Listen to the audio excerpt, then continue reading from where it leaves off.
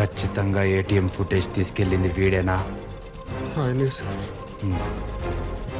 ఈ ఇమేజ్ని screen shot తీ, గూగుల్ ఇమేజ్లో సెర్చ్ చేయి,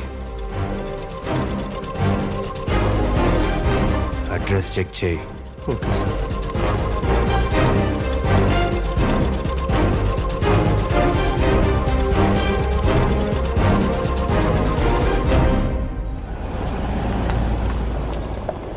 ఇంత అందం అనవసరంగా వేస్ట్ అయిపోతుంది.